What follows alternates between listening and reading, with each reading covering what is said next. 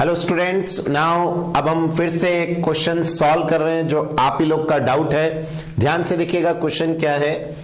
To plane mirror are placed parallel to each other. ये रहे दो प्लेन मिरर जो एक दूसरे के कैसे रखे, parallel, at a separation of 6 metre, और दोनों मिरर के बीच की दूरी है 6 मीटर। आगे है आपसे find the number of images of the object, और इन दोनों के बीच में इस मिरर से 2 मीटर पे हमने एक ऑब्जेक्ट रखा। अब आपसे पूछ रहे इसकी कितनी इमेजेस बनेगी। फॉर्मूला आपको मालूम है सर, नंबर ऑफ इमेजेस को निकालने का फॉर्मूला होता है 360 by theta, where theta is the angle between the two mirror.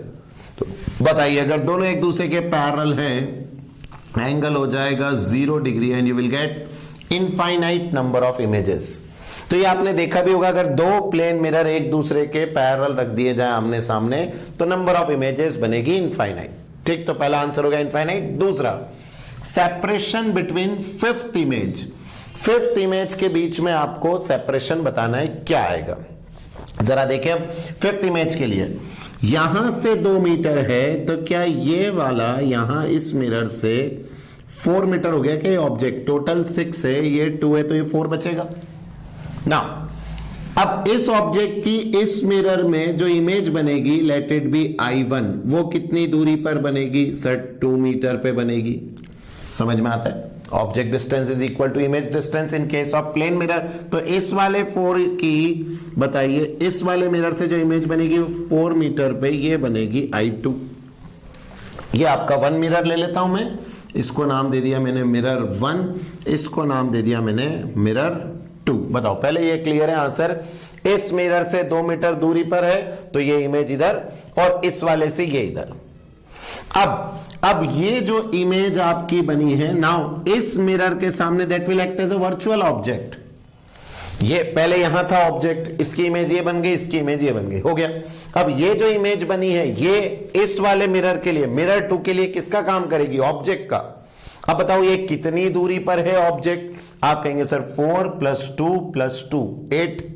तो इसकी इस तरफ इमेज बनेगी, let it be I1 dash. I1 dash is the image. इस वाले की ये वर्चुअल ऑब्जेक्ट की तरह काम करेगा, जो कि इस मिरर से कितनी दूरी पर है आप बताइए ना। 4 + 2 + 2 8 हो गया।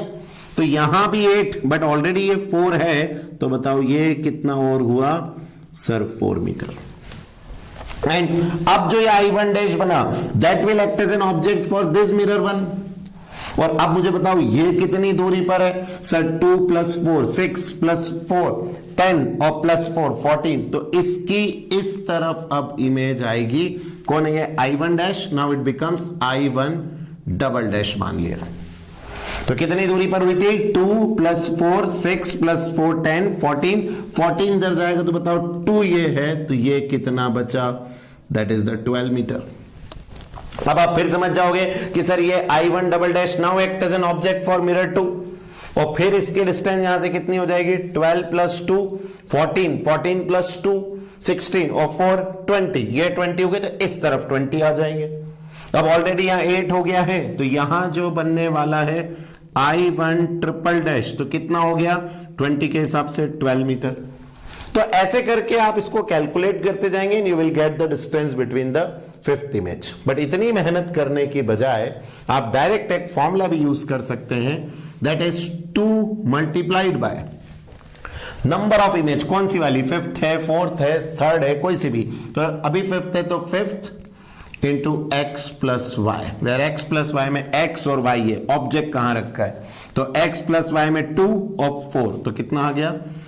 2 × 5, और यहां पर 2 + 4 कितना हो गया? 2 और 4 6 6 5, और यहां कितना हो गया? 10 10 × 6 यू विल गेट 60 मीटर। तो ये आपका आंसर हुआ। डायरेक्ट फॉर्मूला आप यूज कर सकते हैं। ये 5 नंबर यहां चेंज होता रहेगा जिन भी इमेज के बीच में आपको डिस्टेंस निकालना है। तो तरीका बहुत आसान, कंसेप्ट मैंने आपको सिखा दिया कि आपने कैसे निकाला है। तो 2 चीजें, एक तो number of image and distance between the अपन कहें इमेज के बीच का डिस्टेंस, जब 2 मिरर क्या रखे हो एक दूसरे के पैरेलल।